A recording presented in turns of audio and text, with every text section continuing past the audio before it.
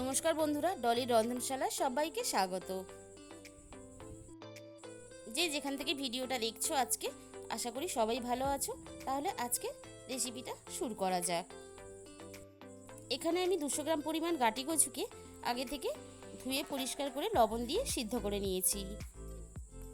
এদিকে আমার কড়াই গরম হয়ে গেছে, আমি দিয়ে দিলাম পরিমাণ মতন তেল। ফোড়নে আমি দিয়ে দিলাম অল্প পরিমাণ কালো জিরে, আর দিয়ে দিলাম তার সাথে অল্প পরিমাণ আদা বাটা। আদার কাঁচা গন্ধটা চলে যাওয়া পর্যন্ত আমি এইভাবে নাড়াচাড়া করে নেব। আদার কাঁচা গন্ধটা চলে গেছে, আমি এবার দিয়ে দিলাম সিদ্ধ করা গাটি কচুগুলো। এখানে আমি 2 থেকে 3 মিনিট এইভাবে নাড়াচাড়া করে নেব। আমি কিন্তু এখানে খুব বেশি নাড়াচাড়া করব না, কারণ এখানে নাড়াচাড়া করার খুব বেশি প্রয়োজন নেই। এবারে আমি দিয়ে দিলাম সামান্য পরিমাণ জল। এখানে আমি কোনো গুঁড়ো মশলা ব্যবহার করব না, তাই কালারের জন্য দিয়ে দিলাম অল্প পরিমাণ কাশ্মীরি লঙ্কার গুঁড়ো, 4 ভাগের 1 ভাগ হিং, আর দিয়ে দিলাম হাফ চামচের একটু বেশি জিরে গুঁড়ো। এবার আমি মশলার সাথে 2 থেকে 3 মিনিট গাটি কচুগুলো কষিয়ে নেব। আমি এখানে লবণ ব্যবহার করিনি, লবণটা আমি পরে ব্যবহার করব। নিরামিষ তরকারিতে অল্প পরিমাণ হিং ব্যবহার করলে তার স্বাদটা কিন্তু অনেকটাই বদলে যায়।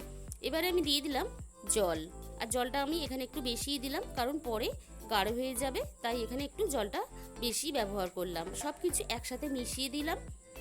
এবারে আমি মিনিট 5 এইভাবে ফুটতে দিয়েছি। এবার দিয়ে দিলাম আমি স্বাদ মতো লবণ। একটা মিক্সি জারের মধ্যে আমি নিয়ে নিলাম সাদা সর্ষে 1 চামচ, 1 চামচ চারমগজ, আর হাফ চামচের মতো পোস্ত।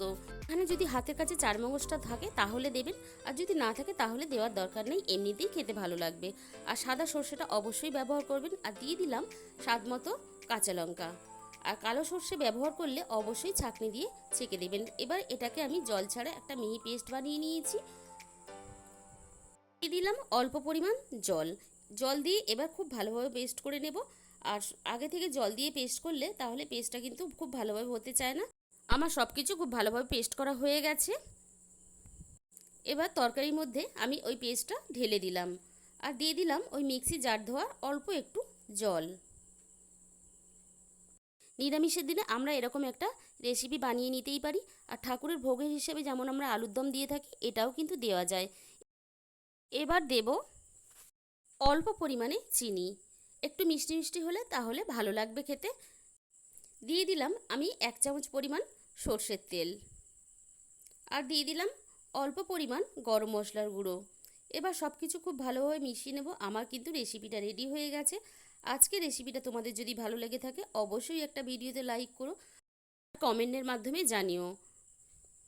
আর আমার পরিবারে যে সমস্ত নতুন বন্ধুরা এসেছো তাদের কাছে আমার অনুরোধ রইল আমার চ্যানেলটাকে সাবস্ক্রাইব করে পাশে থাকার জন্য। তাহলে আজকে এই পর্যন্ত, দেখা হবে আরও একটা নতুন রেসিপির সাথে।